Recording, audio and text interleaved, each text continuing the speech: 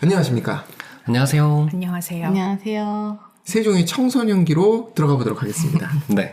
10살이 넘었습니다. 이때 모습을 양령을 견제했다. 아니, 삼남이 셋째 왕자가 세자를 견제했다?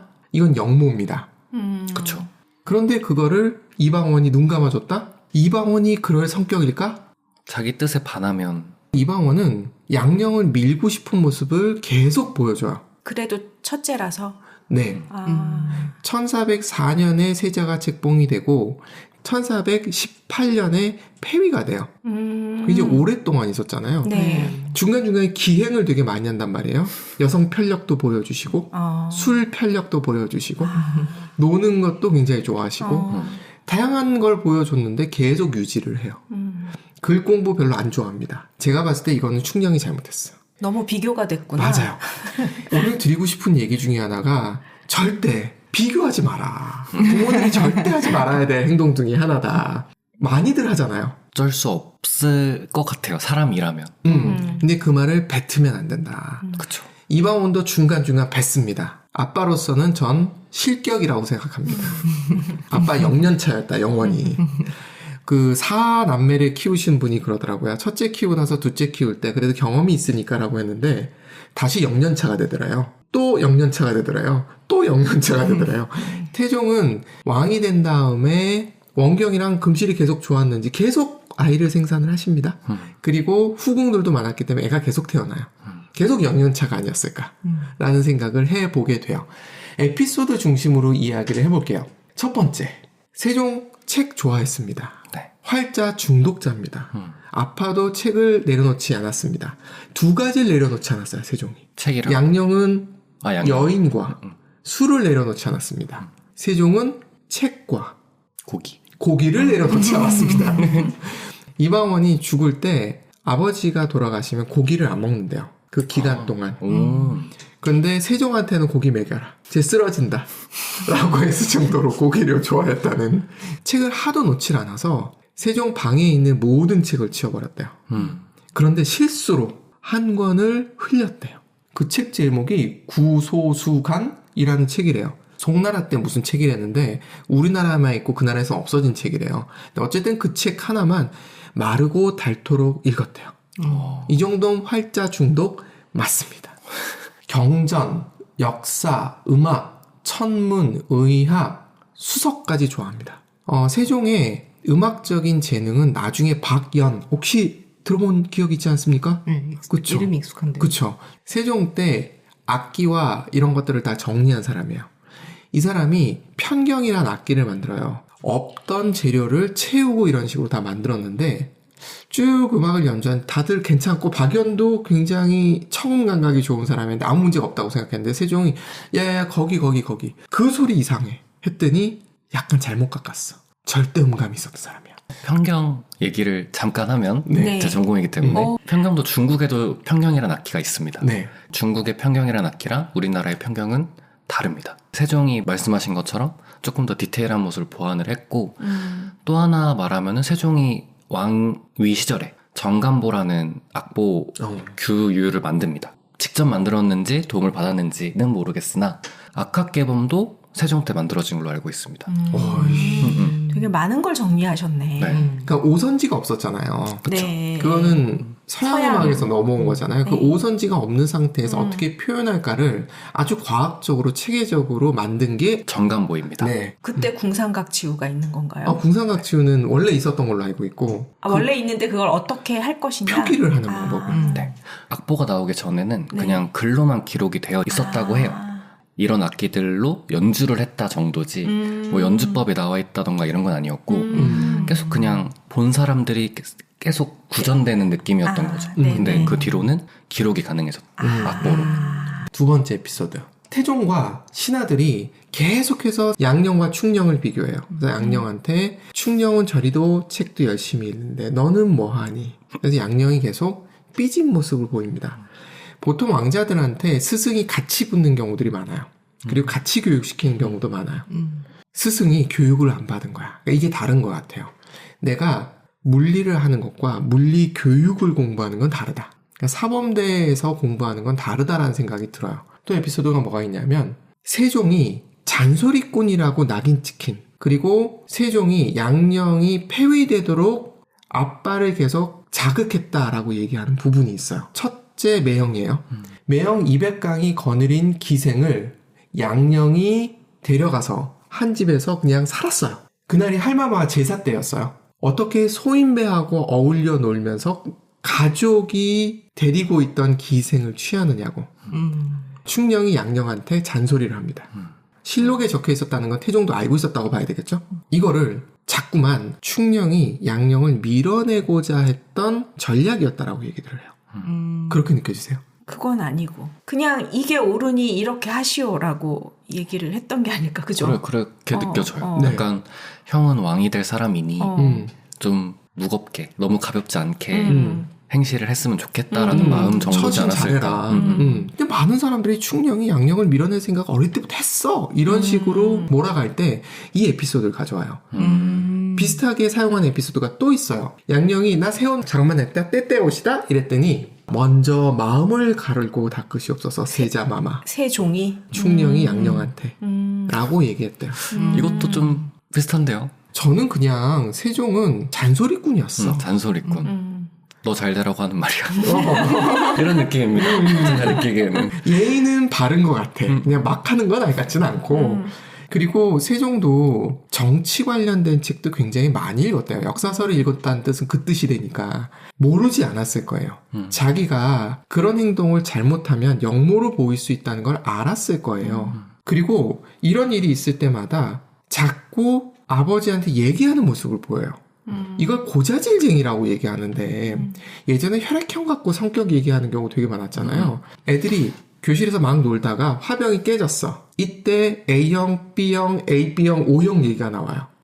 저 AB형이거든요. 네. 제가 기억하는 AB형은 무관심해. O형 인간은 달려갑니다. 여기 오영이 한 분 선생님한테. 계셔서 달려가는 이유가 고자질이라고 보는 사람이 있는데 아니에요, 그 사람들은. 고자질은 B형들이 할 것 같은데 제가 B형이거든요. A형은 굉장히 걱정 많이 했던 것 같고 B형은 약간 좀 다른 결을 보여줬던 걸로 기억을 해요. 그냥 저는 그조차도 성격이었지 않았을까. 이런 상황이 계속 반복이 되고 있어요. 이때 양령과 태종이 같이 있는 자리에서 태종한테 세종을, 그러니까 충령을 비하하기 위해서 양령이 한마디 합니다. 그래 봐야 말만 번지르르 하지 충령은 심약한 놈이라고.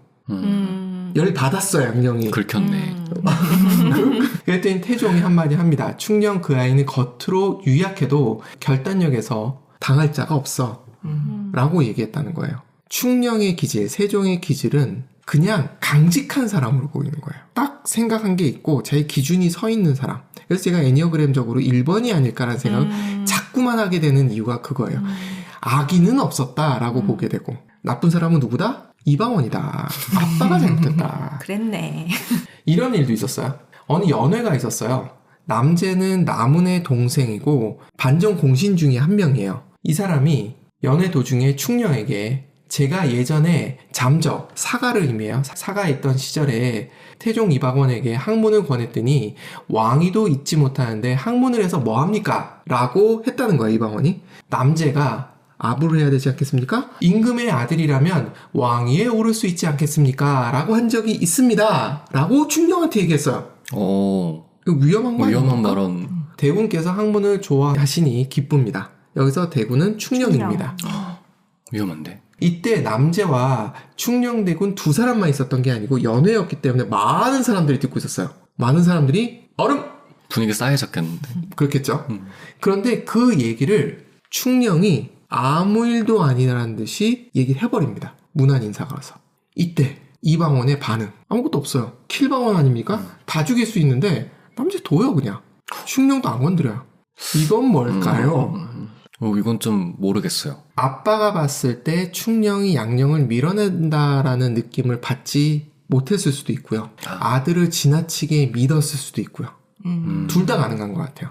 이방원이 아들 바보의 모습을 여기저기서 보여주거든요. 그리고 원경도 이 당시는 태종하고 원경이 아주 사이가 좋았다고는 할 수 없거든요. 그렇다 하더라도 원경이 충령을 되게 이뻐해요. 그래서 충령을 싸고 돌았을 거는 맞는 것 같아. 근데 어쨌든 이방원은 별소리를 안 해요. 의외네요. 충령은 그럴 애가 아니야 이렇게 생각했던 것 같기도 하네요. 일단 뭐 충령은 이주알 고주알 아빠한테 다 얘기하는 사람이야. 그러네요. 계산해서 얘기한 것 같진 않아요. 맞아. 말하는 그냥 것들이. 스타일인 것 같아요. 세종이 나중에 즉위를 하고 나서 한 4년 동안 아빠가 살아계시거든요. 그래서 계속 감나라 배나라를 해요. 그쵸. 근데 세종이 그때도 신하들하고 얘기한 거를 그대로 알겠다고 아버지하고 얘기한 다음에 결정해서 알려주겠다고 하고 아버지 앞에 와서 주저리 얘기해요. 그러면은 이방원이 주저리 얘기하면 취합해가지고 신하들한테 주저리 얘기해요. 오. 4년 동안. 근데 소통이 좀 편했나 보다. 아버지랑 그냥 얘기하는 게. 좀 그래 보이죠. 네. 양녕하고 이방원은 궁합이 잘 맞는 것 같진 않아요. 상대적으로 충령하고 이방원은 잘 맞는 기질이 아니었을까라는 생각도 해보게 돼요. 딱 하나 안 맞는 게 있었어요. 이방원은 사냥을 좋아했는데 충령은 굳이 제가 나가야 되겠습니까? 라는 말을 못해. 굉장히 효심은 지극해서 아버지가 하자는 건 거의 다 합니다. 딱 하나 안 했던 게 있어요. 어머니 돌아가셨을 때. 상복을 입죠. 그 거친 배옷을 입잖아요. 네. 그걸 좀 짧게 입게 애들 계산을 한대요. 근데 그 계산을 거부를 해요. 나는 이거는 해야겠다. 그래서 그때 아버지 말을 거역을 했다라고 얘기해요. 그때 이방원도 그래 넌 하면서 그냥 패스를 했다라는 얘기를 해요.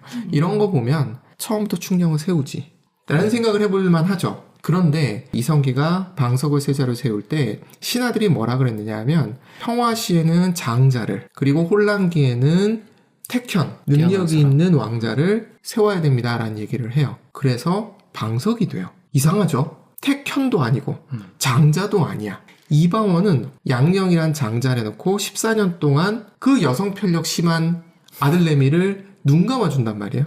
제 생각에는 이방원은 지금 평화시야. 자기 자신이 그만큼 열심히 했고 조선은 지금 태평성대야 라는 걸 보여주고 싶지 않았을까. 아, 그래서 장자 세습을. 우기고 싶었던 게 아닐까. 그리고 약간 상징성 있게 보여줄 수 있는 거였을 것 같아요. 맞아요. 그게. 저도 좀 그런 생각이 많이 들더라고요. 저한테 지금 여러분들은 가스라이팅 당하고 있는 건지도 몰라요. 주의하셔야 됩니다. 명나라에서 사신이 와요. 황엄이라는 사람이 충녕대군이 부왕처럼 이방원을 의미합니다. 영명, 총명하니 왕위를 물려받을 것이라고 대놓고 얘기를 했어요. 세자를 바꿉니다. 명나라에 가서 얘기를 해요. 그랬더니 보지도 않고 충령이 세자가 됐네. 라고 알았대요. 이미 소문이 다 갔군요. 그런가 봐. 첩자가 충분히 있었다는 말도 있고 아, 이방원은 끝까지 버티는 모습을 보이거든요. 맞아요. 양령을 계속 그대로 두고 싶어 했는데 네. 주변 신하들이나 원경왕후도 바꾸자 이렇게 했던 기록들이 있습니다. 네. 이런 부분도 사실 이방원의 마음을 건드렸을 거는 같아요. 양령은 이방원의 막내 아들인 성령대군이 굉장히 어린 나이에 골골하다 죽어요. 그 당시에 뭐 그런 일 많았었으니까. 근데 충령은 의학도 관심이 있었고 여러 가지 이유로 옆에 있어줘요. 그리고 정서적으로 안정이 돼 있는 사람은 정을 표현하는 것도 잘해. 아무리 대문자 튀어도. 그쵸. 그래서 성령대군 옆에서 간호도 하고 아마 잔소리했을 거예요. 너- 의원들한테. 아, 의원들한테. 의원들한테. 성령대군한테 하는 게 아니라. 아니, 성령대군한테는 안 했을 것 같아. 그 당시에는 이미 누나도 시집을 간 상태이기 때문에 그 집안에 있었던 형으로서 동생이 아프니까 옆에서 의원들 잔소리하면서 간호를 했는데 양령은 이미 엇나갈 대로 엇나간 상태. 맨날 비교당하고 맨날 야단 맞고 하니까 약간 돌아있는 상태. 들여다보지도 않아요. 그러니까 이방원이 자기가 킬방원으로 형제를 죽였지만 그건 아니라고 생각했을 가능성이 있어 보이는 대목이에요. 충령의 또 하나의 모습인데 이걸 보면서 굉장히 우애가 깊었고 맞을 수도 있고 그냥 정서적으로 안정되어 있기 때문에 인간적인 모습이 그냥 나온 거다라고 저는 봐요. 한 사람이 위대한 인물이 나오면 모든 면이 위대했을 거야. 한 사람이 나쁜 모습을 보이면 모든 게 나빴을 거야. 이렇게 생각하는 제가 형사물 좋아하거든요. 한 사람을 범인으로 지목하는 이유에는 그 전에 범행을 저질렀기 때문에 인 경우가 되게 많아요. 물론 그럴 수도 있겠지. 근데 꼭 그런 건 아니잖아요. 그런 부분 좀 걸러서 봤으면 좋겠다라는 생각은 이 에피소드를 통해서 저는 느꼈어요. 충령이 세종이 술을 잘 마셨을까요? 못 마셨을까요? 고기 좋아했거든요. 고기 좋아하면 잘 마셔야 되는데. 그렇죠. 근데 그다지. 요 부분에서 뭐가 나오냐면 태종이 양령을 패하면서 효령을 세울까? 둘째 아들이죠. 셋째 아들인 충령을 세울까를 고민을 했었대요. 그때 효령을 세우지 않은 이유 중에 하나가 술을 못 마셔서. 사신이 오면 술 한 잔쯤 해야 되는데 그도 못하기 때문에 효령은 결국 불가로 가시죠. 스님이 되시죠. 충령은 마시긴 하더라. 이 뜻은 뭡니까? 잘 마시지는 못한다. 접대 정도는 가능하다. 근데 주의하래요. 그 당시에 먹던 술은 소주다. 완벽한 증류주다. 요즘 소주 한 15도? 저희 때 소주 25도. 라떼 얘기입니다. 그래서 같은 한 병이 같은 한 병이 아니다. 네. 안동소주 45도. 그 정도면 두 잔에 힘들어할 수 있지 않겠습니까? 근데 느끼한 걸 잘 드셨다라는 생각은 좀 들더라고요. 그렇지 않으면 고기 드시면서 술을 안 먹기 좀 어렵지 않습니까? 술 좋아하시는 입장에서 보면. 제가 그렇긴 한데 주변에 치킨 좋아하시는 분이 네. 술을 아예 못 하시는 분이 계시거든요.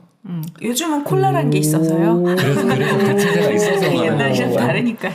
양령이 폐세자 될 때 아들이 있었을까요? 없었을까요? 있었습니다. 그러면 폐세자가 되면 세 손이 있는 거잖아요. 네.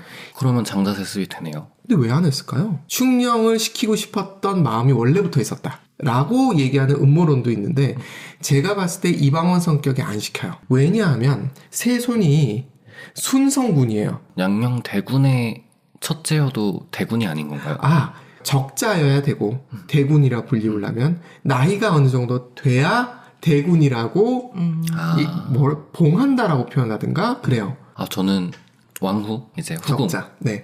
요게 차이가 대군 군 차인 줄 알았는데. 아, 그것도 맞아요. 네, 나이가 좀 차야 되는군요. 네, 나이가 그냥 왕후요. 군이었다가 나이가 차야 대군이 되는. 순성군이 몇 년생이냐? 1414년생이에요. 너무 어리네요. 폐세자가 된 게 1418년이에요. 5살이잖아, 한국 나이로 치면. 네. 이방원 왕권 굉장히 강화해야 된다고 생각하는 사람이잖아요. 목숨 거는 사람이잖아요. 내가 몇 살을 더 살지 몰라. 내가 10년을 더 살아도 제 15살이잖아. 그래서 안 시킨 것 같아. 너무 어려서. 그렇게 얘기하시기도 해요. 아버지가 폐세자가 된 거잖아요. 그리고 그 아들이 왕이 돼버리면 나중에 폐세자 시켰던 신하들을 다 목을 날려버릴 수 있다는 거예요. 그럼 혼란이 올 수 있다는 얘기도 해요. 근데 저는 그거보다는 너무 어려서 왕권 강화에 문제가 생길 수 있다고 생각한 것이 아닌가라고 저는 생각이 되어지는 부분이에요. 뭐 사람마다 해석이 좀 다르기는 해요. 만약에 양경대군의 아들이 세자가 되고 불의의 사고로 태종이 죽었을 때 네, 누군가는 대리청정을 했을 거잖아요. 맞아요. 그 대리청정을 그러면 양령이 할 수도 있는 거 아닌가요? 대원군이 생기는 거거든요. 대원군은 조선 역사에 딱 한 분 계셨어요. 흥선대원군. 될 뻔했던 거예요, 양령이. 근데 이방원은 그런 식의 혼란은 원치 않았던 거예요. 양령에서 충령으로 넘긴 다음에 제일 먼저 일어났던 일 중에 하나가 시몬을 죽이죠. 세종의 장인. 그렇죠. 장인을 죽인단 말이에요. 그런데 순성군으로 내려가면 이런 문제를 덜 수 있거든요. 피를 덜 봐도 돼요. 아무리 킬방원 그래도 이방원이 무조건 죽이는 사람은 아니거든요. 양령에 이렇게 내려갔을 때 피를 안 봐도 된다는 장점이 있는 거죠. 충령이 그냥 평이했다 하더라도 제가 봤을 때는 순성군, 양령의 아들에게 왕위를 물려주려는 생각은 안 했을 것 같다. 저는 세종이 뛰어나서 안 내린 것도 어느 정도는 있다고 생각을 하는데 이건 뭐 사람마다 다른 의견인 것 같아서. 어쨌든 뛰어났으니 다행이네요. 우리한테는. 그렇죠. 여러분들이 느끼신 청소년 세종. 세종 참 부러운 삶이네요. 여러모로.